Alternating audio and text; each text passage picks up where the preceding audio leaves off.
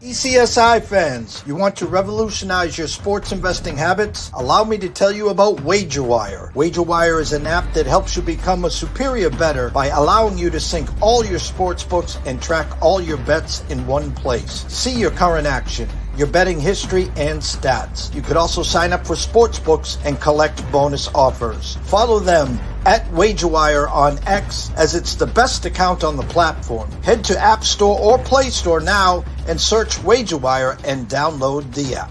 2,000 years long, we will never settle.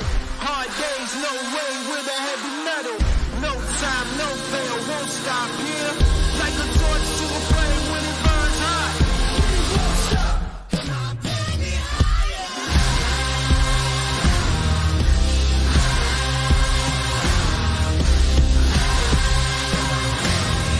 a torch to a flame when it burns hot. We won't stop. Good morning, sports fans from all around the globe. I am the host, Jeff Dawson, East Coast Sports Investors, and it's that time of the week for the Breakfast Bankroll with Paul Stone. The man, the myth, the legend. As you see, I'm smiling ear to ear because when I'm done with this spot here, I feel like I have learned so much in just a short 15, 20, 25 minutes. We did have him overtime last week, so apologies to Mr. Stone there. But I am so super stoked to have him on here and blessed every Thursday at 11:05. Shout out to our proud sponsor and partnerships. It's WagerWire. Head on over to Google Play or wherever you download the apps. It's free, and I promise we'll take good care of you after that. Shout out to Viva Tequila Seltzer, CT Bets, the team, that family. The East Coast is Cuckoo for Coconut, their new flavor. Head on over to where you get your adult beverages. Tell them JD from ECSI sent you. They'll take good care of you. And of course, Terry Smith, Atlanta Steaks and Seafood. Head on over to Facebook right now. Go follow Terry Smith while you're there. Go follow Atlanta Steaks and Seafood and get to know Terry, get to know his products. I know you've heard of Omaha, but I tell you this, once you try Atlanta Steaks and Seafood, the quality is better than Omaha, first and foremost. And second of all, the best customer service in the world. I promise. We're going to get Terry on, talk some Georgia Bulldogs, some Atlanta Falcons, and maybe are the Braves going to make the playoffs? I don't know. They don't know, but still about 15 days to find out. So without further ado, the true star of this show, the one and only, Mr. Paul Stone. Jeffrey, how are we doing? I tell you, that introduction is far too kind. Great to be on with you this Thursday morning. Got a really intriguing game tonight between Arizona State and Texas State that many of us are looking forward to. So glad to be on with you talking a little college football this morning. Oh, I love my Thursdays. I get up, my feet hit the ground running because I know we're going to talk some college football. Some news late last night, maybe early this morning, the Pac-12, a handful of teams set to join next year. Thoughts on that? Well, I think everybody's just trying to find a life raft for no better way to frame it. I mean, certainly it's a positive, but this isn't a conference, in my opinion, that's going to merit any kind of consideration for an automatic bid in the playoff or anything like that. You just try to get together who you can get together to gain as much relevance as you can. And, it's still stinging many of us, the demise of the Pac-12 last year. I mean, their best football season in such a long time. To me, it was the most exciting conference in the land, and poof, it's gone. And Oregon State and Washington State left behind, and now they have some partners, but the brands aren't quite up to the level of the other Power Four conferences, the new teams that will be joining into the new Pac-12. But you got to do what you got to do. Everybody's just trying to hang on for dear life and survive. And I think that's what they did here. They picked up who was available, who made geographic sense. And certainly, I mean, there are some positive. Boise State has a quality football program. Competitively, I think they bring a lot to the table in terms of football and, some of the others as well, San Diego State, Fresno, and so forth. I think these teams will be it will be an interesting league, but I think everybody's just hanging on for dear life. Our guest at 5 o'clock tonight, Ron Marmolevsky. We're starting our third season of shows with Ron. We do college and NFL. And Ron, an Oregon State alum, diehard, live, drink, sleep, Pac-12, and his heart was ripped out to the point where he was going to maybe just do NFL. And just because of what they did to him in the Pac-12, he decided he'll hang back in to the college ranks. But you're so spot on. It was the most exciting conference last year with Washington and Penix, the Oregon Ducks, Caleb Williams, who had won the Heisman the year before. I mean, it was never bigger and thriving in the last decade than what they had last year, Paul. Yeah, I mean, it's just exciting football each and every week. I mean, Utah, Washington State, and Oregon State. I mean, just all the teams. Arizona had such a big time 10-win season last year.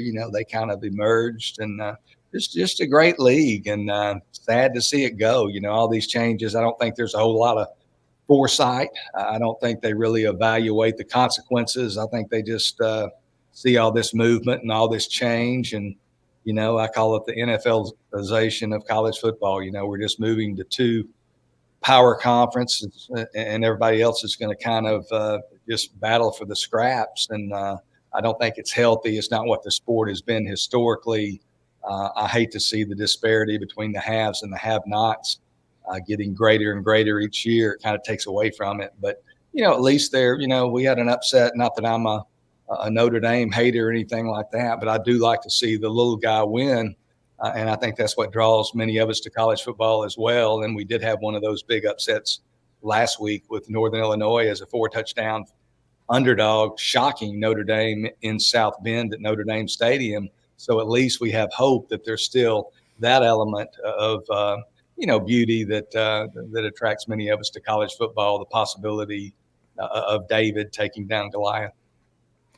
And you must have been reading my mind. There was my transition right there. I worked the BC home games. So I was at the opening game last year, Northern Illinois, only about a 9.5 point underdog, beat BC. Now, not to the greats of 28.5 point underdogs, $1.4 million check to come play Notre Dame. Notre Dame just winning in A&M. And we talked about their schedule. We had already kind of penciled them in, obviously, into the playoffs. Maybe an undefeated Notre Dame team, which again was putting the horse before the cart.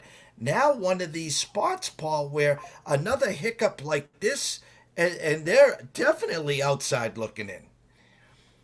Yeah, I mean, there was some debate, and I debated it with several people in the offseason, whether a 10-2 Notre Dame team would make the playoff. And I was of the opinion that it would certainly be a close call. But with that schedule, I didn't think a 10-2 team would make it unless a lot of things kind of fell their way, which there are upsets that can happen. There's many more to come this season, so you never know what's down the pike. But I was of the impression a 10-2 team, Notre Dame team, wouldn't make it. Others saying, it's Notre Dame, that brand. There's no way they would leave a 10-2 Notre Dame out. But with a loss being to Northern Illinois, not taking anything away from the Huskies, if they have another loss against that schedule, I cannot see any world where a 10-2 Notre Dame makes the 12-team playoff. You had to be sitting there. Let me see. You're an hour behind us. So at noon on Saturday, getting all revved up. Big game with the Longhorns heading to the big house. A lot of steam, a lot of money pouring in on Texas. Statement game, as I like to say. They came in, they took care of business. We had anointed, Texas as one of the top 3 or 4 teams. Obviously, preseason, pre-flop, they're living up to the billing, Paul. Yeah, I mean, a lot of it is, first of all, Steve Sarkisian and just his ability to recruit, especially, he's gotten the team at a championship level in the interior lines, which is one of the things he noted when he took the job. we're not at the level we need to be on offensive line and defensive line. He's elevated that. And of course, his reputation is that of an offensive mastermind. And it's all about having a quarterback and having wide receivers. They lose their top 4 receivers from last year. Xavier Worthy, who's already doing big things for the Kansas City Chiefs, A.D. Mitchell, Jordan Whittington, Jatavian Sanders, all off to the NFL. And he goes into the portal and he gets 4 guys. And I'm not saying collectively they're quite at the level of their predecessors, but they're fitting in quite nicely. Gunnar Helm, their tight end, who's just languished on the bench. He's a senior now, a guy from Colorado, hadn't played a whole lot. He had 9 catches against Michigan and looks like a guy who might establish himself as a go-to target for Quinn Ewers and maybe, get drafted next April. So Sark's got it going on. They're recruiting at a high level. They have no apparent weaknesses. Quinn Ewers, before this season, he would always make 1 or 2 curious throws in virtually every game, just kind of a mental error when he shouldn't have thrown that ball. But I think it looks like he's eliminated a lot of that. He stepped up into the pocket when it collapsed on him against Michigan under pretty heavy duress and delivered the ball from all different angles, just always puts it spot on. And now I believe, at least at some stores, he's the betting favorite to win the Heisman Trophy. And, they're going to be tough to beat. That's a big game on October 19th when the Georgia Bulldogs come to Austin. So it will be interesting. And certainly don't forget Ohio State. I think that's perhaps the most complete roster in all of college football.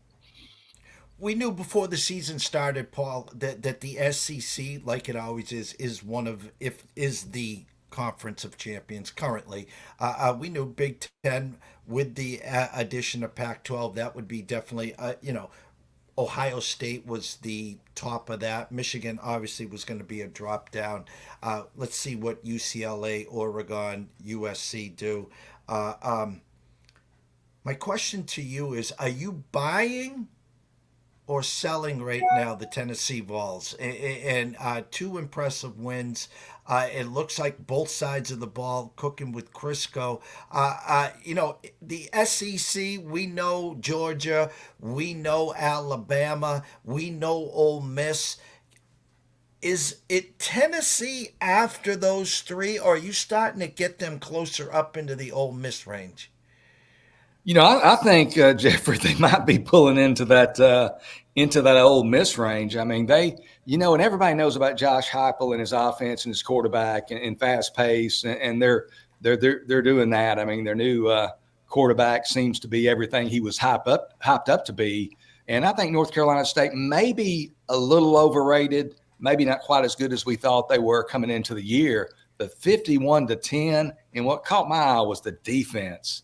The Volunteers had 3 sacks and 13 tackles for loss. I mean, their defensive tackles were extremely active, and it kind of came out of nowhere. On paper, concern about their defense was mainly its secondary, which is quite inexperienced. But if you get that kind of push up front, plays can be disrupted from the get-go. So really impressed with that defense. And, I mean, Tennessee, from a power rating standpoint, they're borderline top 5. They are they look like the real deal. And again, you never know, is Tennessee that good, or is North Carolina State maybe not quite that good, or a combination of the two? But at the same time, just such dominance, quarterback play, wide receivers that are difficult for the opposition to match up with. And now they've got some defense, and it starts with that interior line. So I'm extremely bullish on the Tennessee Volunteers as we approach week 3.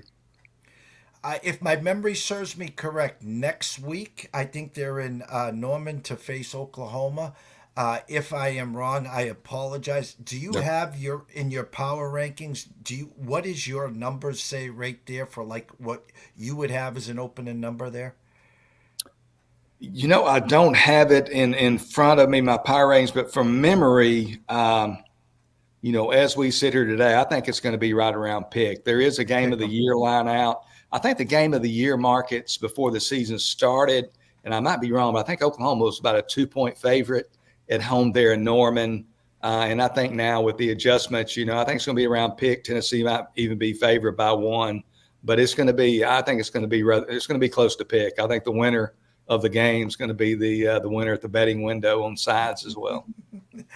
Before we get to some of the games that you have some leans on this week, I have to ask you this because I'm intrigued.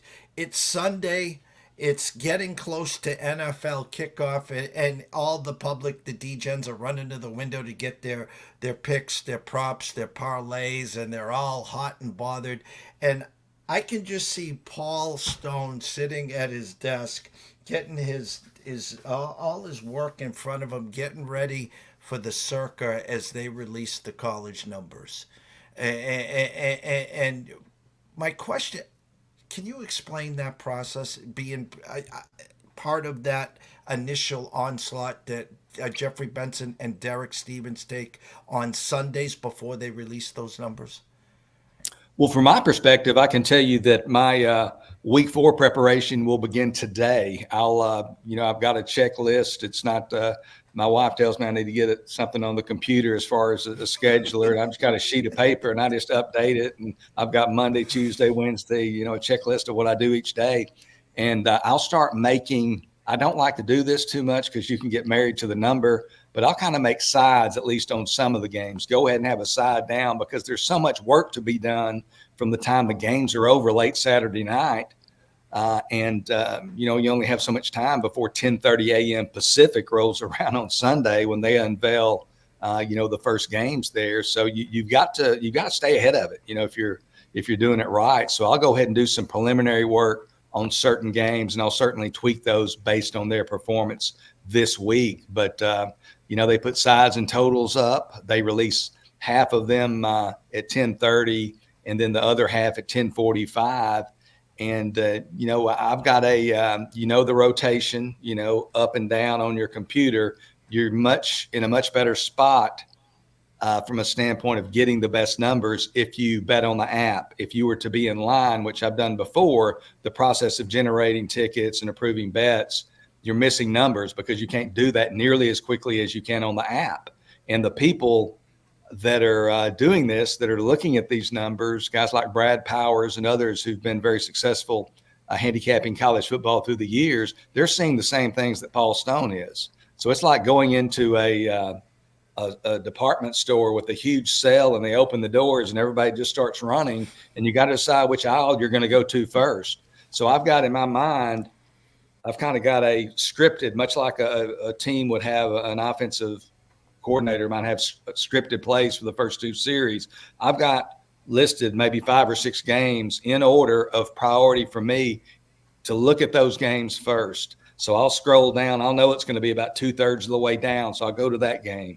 I don't like that number. Then I'll come to the next game and I'll do that rather than just look at them in order. Because if you look at them in order, that's what everybody's doing. You've got to do something different because what you're doing this for is to get the best number.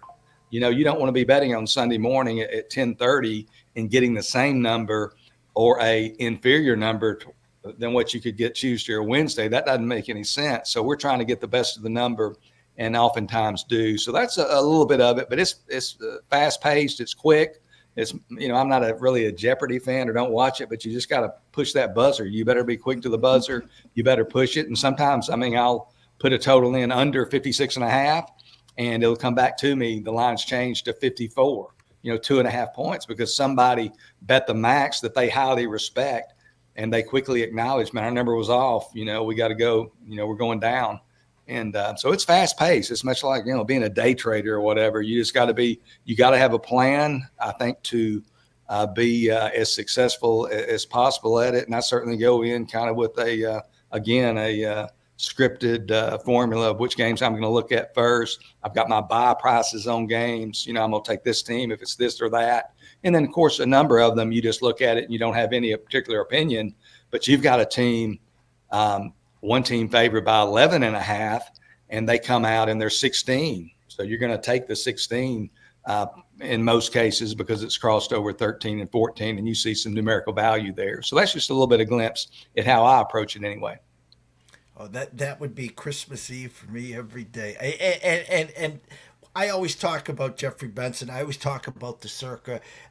It's a sports paradise. It's a dream. They run the sports book the way it is actually for the consumer. Where most sports books, Paul Stone comes to the window. Paul, no, you can't place this, but we'll allow you to place $18.27 on it. Where Circa uses the sharps, the experts to their advantage, because that's exactly what it is. We were going to release that total at 56 and a half, and 20 of the experts that came in says, no, that is way wrong. So then, we'll release it now. We got the right number at 51 and a half, and that's what we're going to release Sunday night or Monday morning. Yeah. They moved them quickly as myself and others bet into those numbers, and exactly what you were explaining there, the example of being offered, a lower amount. I had that happen to me on Sunday. So I was actually in Louisiana at another operator there that I'd been going to some Sundays alternatively, that actually releases the games a little bit earlier than Circa. And when I've been doing that off and on over the last year, and they made it clear. They were giving me lower limits. I talked to the manager.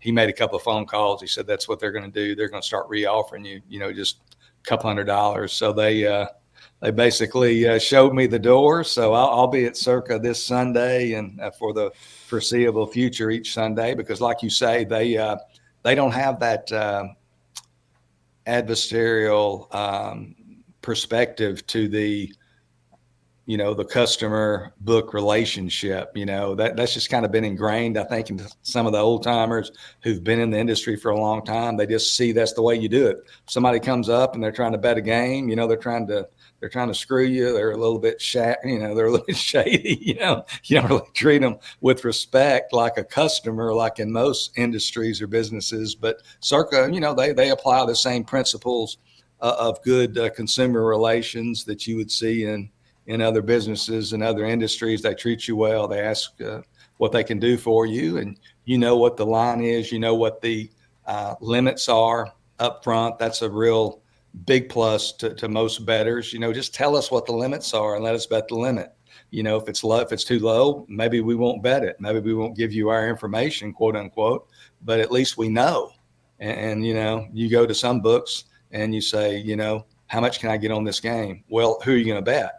I don't want to tell somebody who I'm going to bet. I might tell them what game I'm looking at, but they want to know who you're going to bet. And I've had people change the number on me, won't get into great specifics, but one probably 15, 20 years ago was trying to bet a Major League Baseball total, the Milwaukee Brewers, over like 54 and a half, and went to a property in March. It was the first before the first week of the NCAA tournament. So nobody's betting Major League Baseball totals on Wednesday morning, the day before the tournament at 9 a.m. when they open, but me. And I go in there and ask about it, and they ask how much I can get. And they finally say, well, yeah, we'll give you 2,000. And I said, what's the number? This is the number. And then they say, oh, it just changed. It was 84 and a half. Now it's 85 and a half.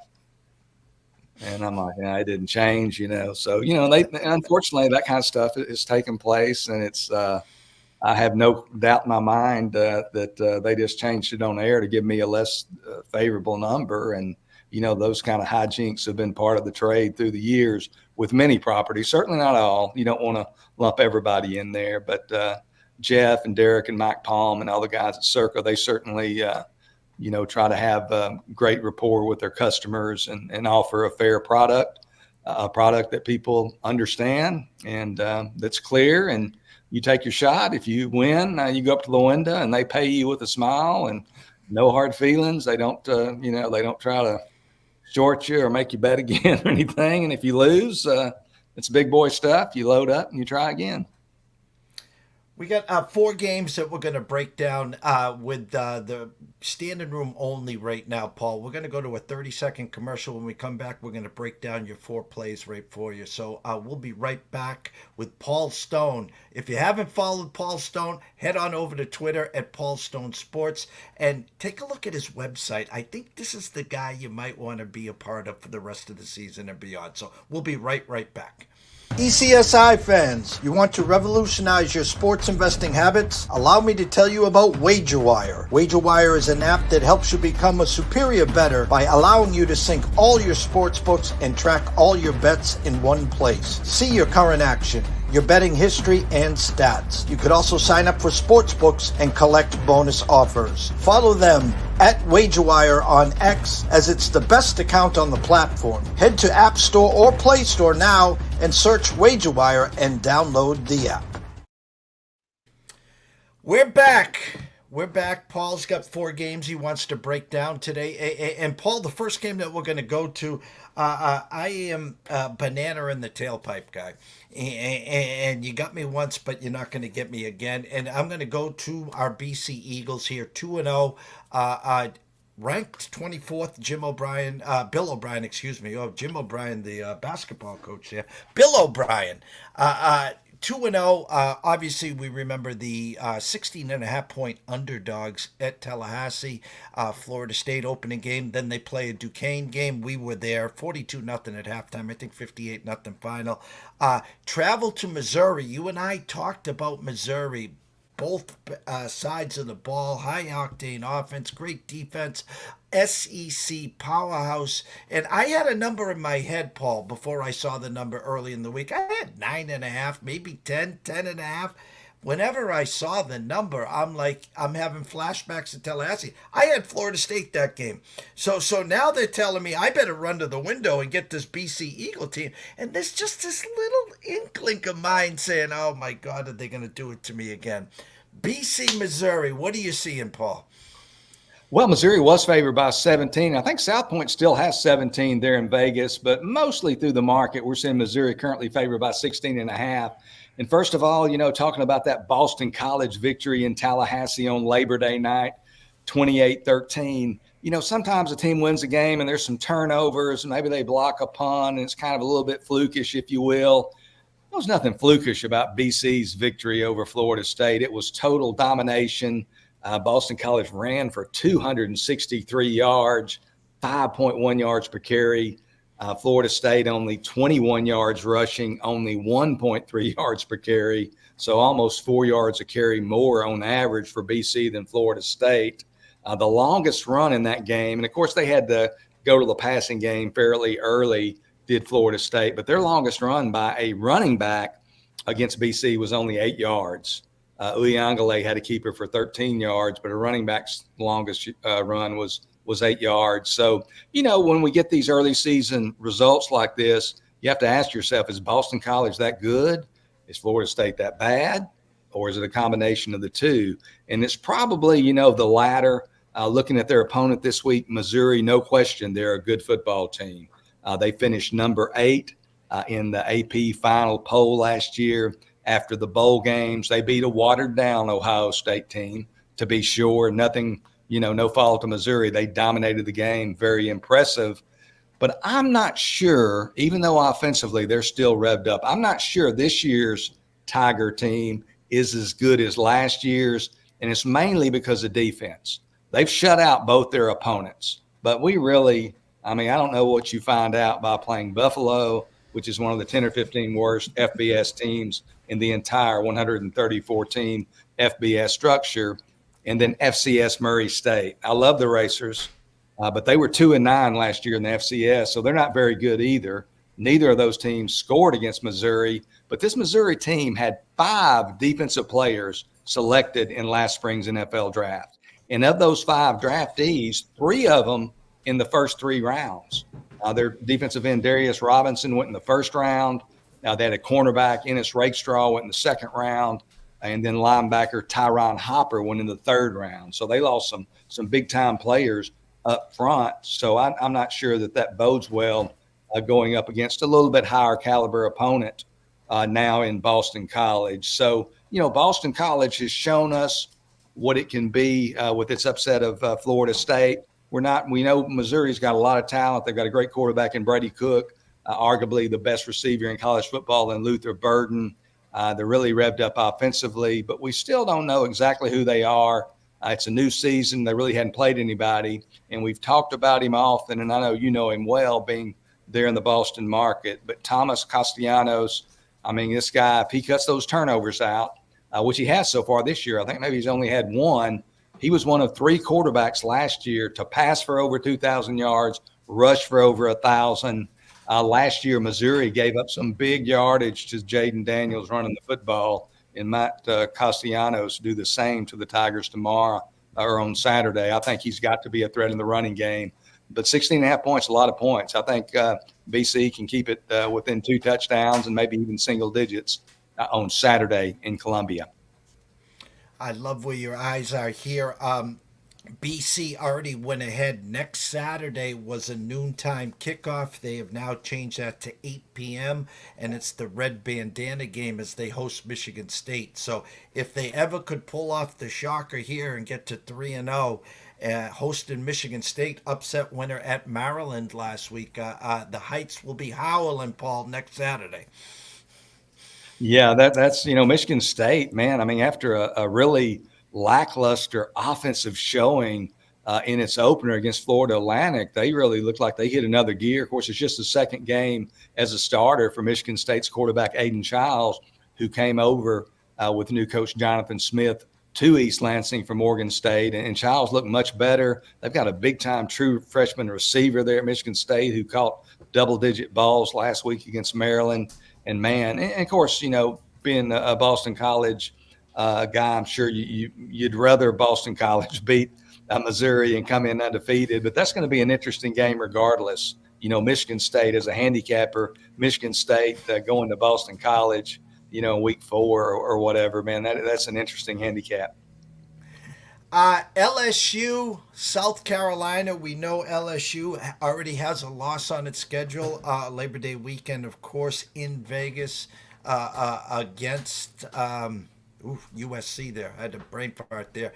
Currently -7 with a 49.5. The Gamecocks. I don't think they did any justice in this game. A noontime kickoff. Don't give enough time for the kids to get all lathered up. I remember back in our day, Paul, that 7:30, 8 o'clock game at night in South Carolina was to die for. The introduction, the light show. LSU 0-2 with the second loss. They'll be looking like Notre Dame here as an outside looking in here. Thoughts on LSU, South Carolina? Yeah, you got, first of all, ESPN College Game Day coming to Columbia, South Carolina for the first time since 2014.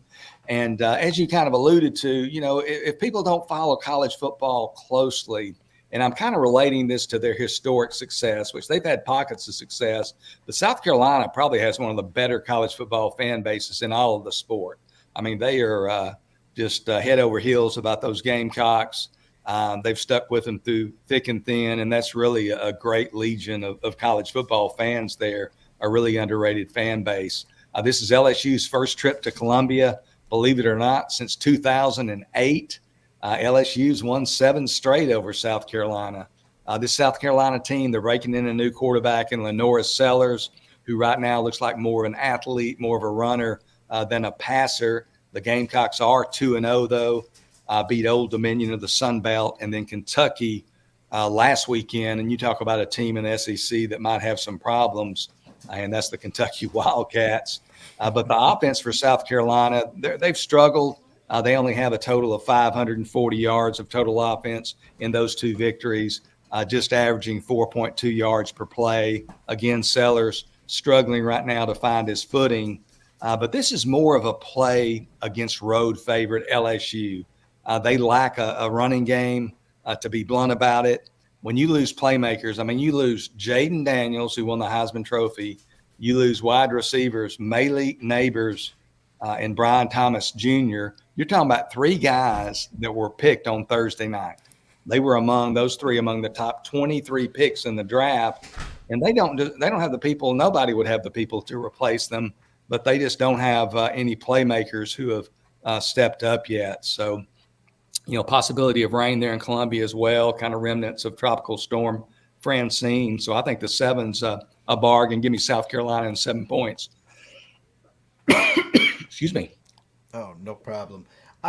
Before we'll save the big dog for last here. Toledo, Mississippi State. I am super intrigued to see what you see in this game. I think once his offensive system is in place, new Mississippi State head coach Jeff Levy, he's ideally going to have this unit playing at a breakneck pace. Going to have a talented quarterback throwing to an equally talented cast of receivers. But right now, he just doesn't have those people, certainly not in year one. Last week, Mississippi State, they only scored 3 points in the first 42 minutes against Arizona State. They trailed 30-3. They rallied to make it a 30-23 loss there at Arizona State. But they just finished with 292 total yards offense. So I think better days lie ahead for Mississippi State. You look at Toledo and a lot of group of five schools,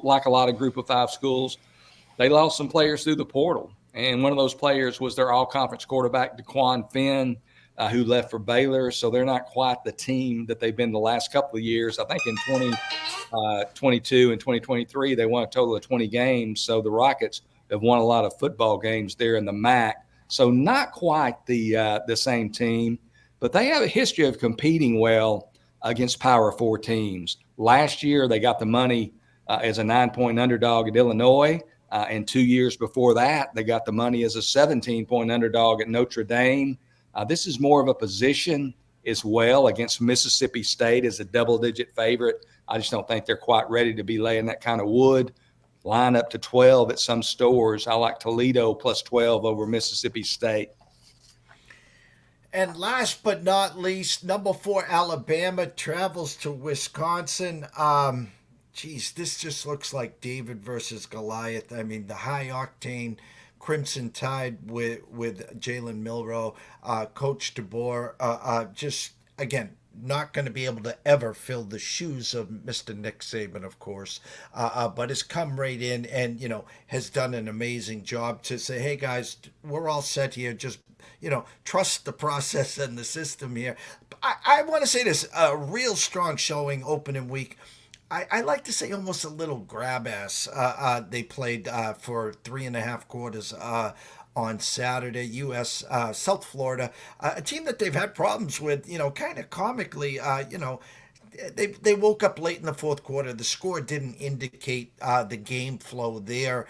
Now traveled to Wisconsin, 16-point favorites with a 49.5.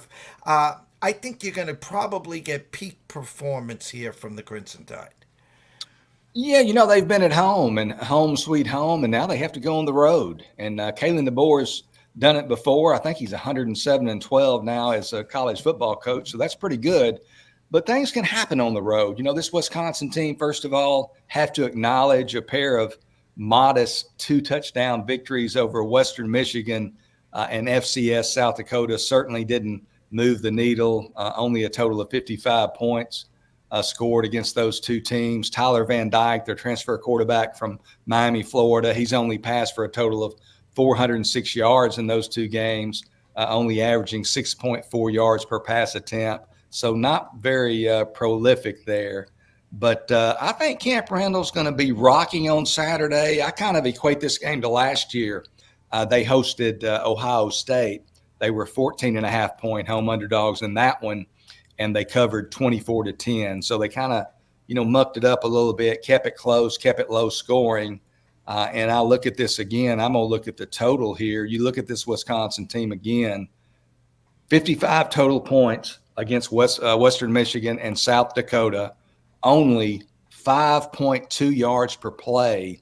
And perhaps, in my mind anyway, most alarming, only 5 explosive plays total against those two teams. So plays of 20 yards or longer, only 5 of those. Look at what Ohio State did to Western Michigan last week. They probably had 5 explosive plays in the first 5 minutes. And that might not be an exaggeration because they got a lot of yardage. But this is a team. I think Wisconsin still plays defense. You win the turnover battle. Funny things happen on the road. You get comfortable at home and can make it look really, really easy. But when you go on the road, everything's a little bit different. It's out of place. The crowd's against you. The crowd's going to be doing the jump around. Again, you just never know when you hit that road. So I think it's going to be a low-scoring game. I think Wisconsin's going to try to make it a low-scoring game. They still play a little defense in Madison. So what I like here, it was a little bit higher early in the week, about 50.5. It's now down to about 49.5. but I like the under in Alabama and Wisconsin Saturday at Camp Randall. Paul, as I say every Thursday, I could talk to you for hours. I'd never let you leave the studio. But again, you got a busy schedule. And again, I had you working overtime. Go follow Paul on X at Paul Stone Sports. But as we always end the show here, Paul, give you a nice little 7-yard button hook here so you can tell everyone where they can find your work and your website. Well, first of all, I try to be active on Twitter and try to put out relevant information, statistical from a handicapping perspective. My Twitter or X handle at Paul Stone Sports. And then if you want to take your interest a little bit further and see some of my other offerings, if you would please visit my website, paulstonesports.org. Paul, it's great to talk to you. Catch up. Have a great weekend. Enjoy yourself. Cash some tickets. Get ready for that Sunday bonanza on Jeopardy/Circa. And we'll be back here next Thursday, same time. Hey, thank you, Jeff. Appreciate you having me on. Good luck this week.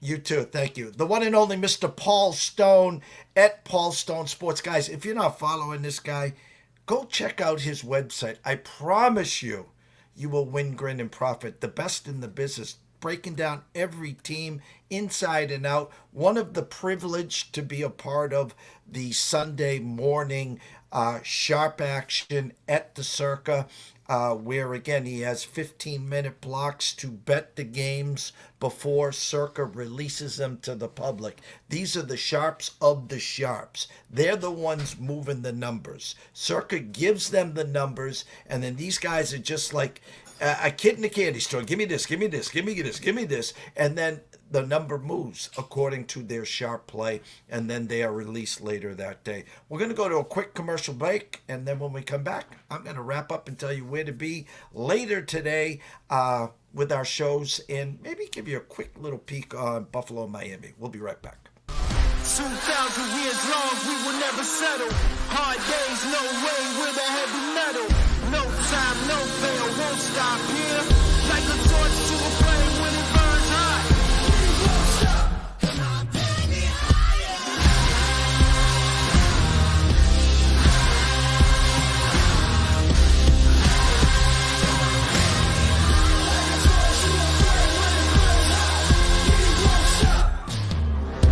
TPCSI fans, you want to revolutionize your sports investing habits? Allow me to tell you about WagerWire. WagerWire is an app that helps you become a superior bettor by allowing you to sync all your sports books and track all your bets in one place. See your current action, your betting history, and stats. You could also sign up for sports books and collect bonus offers. Follow them at WagerWire on X, as it's the best account on the platform. Head to App Store or Play Store now and search WagerWire and download the app. Man, I'm smiling ear to ear. I'm a sucker for the kids. I absolutely love college football. I'm in the minority. I could watch it 7 days a week and then other than high stakes fantasy football, that's where my true passion is on Sundays. Yes, we play the games, we break down the games, but you understand what I'm saying there. And of course, November 1st already circled. Just an absolute NCAA basketball junkie. 2 daughters, both go to UConn. One graduated from UConn, one sophomore at UConn, season ticket holder. I think the UConn Huskies are going for that three-peat. Just like the Kansas City Chiefs here, but there's a team out in Kansas, there's a team in Alabama, and a few other teams will be ready to say, not so fast, Mr. Hurley.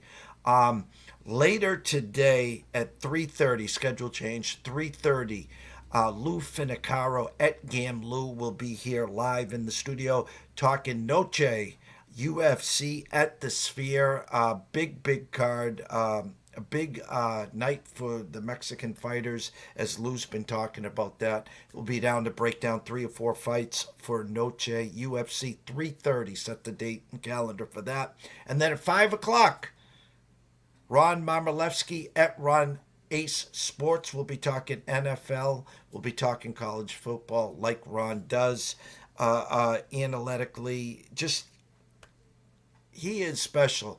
It reminds me of myself. We break it down differently. We're numbers guys, systematic guys, and no one does it better than Ron. This is the third year of having Ron here in our ECSI media group and our studios to do breakdown shows. So we couldn't be happier. For week 3 of the college and week 2 of the NFL. And I'll just go over Buffalo, Miami tonight, 8:15 start. Opening number of Miami -2 with a 50.5. Currently at the circa 2.5 with a 48. Looking at some team totals. Miami at one shop was 26.5 juiced under. Now down to 24.5 flat. And 23.5 over for Buffalo. I dove deep into some first half numbers. The first half has this 13-10, and Miami's only favored by a half. So if you want to scratch an itch and you want to do something early in this game, I do lean Buffalo first half plus the half point there. First one to 13 probably will win the first half there. Team totals. Full game, if you can get Miami over the 24.5 at even money, I do lean to that. I think the Buffalo over 23.5 juice to 120 is kind of a sucker bet. I think you have a lot of people run into that window saying, well, Buffalo's going to score 24 or more there. So I would actually lean Buffalo team total under 23.5, and you can get that at even money. College football, Arizona State at Texas State. You would say, Jesus, former Pac-12 team's got to be favored by a bazillion here. Well, they opened up 3-point favorites. Now a pick 'em at circa with a 59.5. Both team totals, 29.5. Arizona State's juiced under, and Texas State's 29.5 flat. So basically, first one to 30 or 31 wins this game. It's going to be a track meet. It's going to be a fun game to watch. Slight lean to the home team here, Texas State, but we'll have more on that, obviously, later this afternoon with Ron at 5 o'clock Eastern. Got to give a shout-out to the best producer in the house, Mr. Noah Frank. We can't do it without you. Shout-out to our 3 sponsors in partnership, Wager Wire, Viva Tequila Seltzer, and Atlanta Steaks and Seafood. 3:30, set that dial. Lou Finicaro, Noche, UFC, 5 o'clock, Ron at Ron A Sports. See you soon.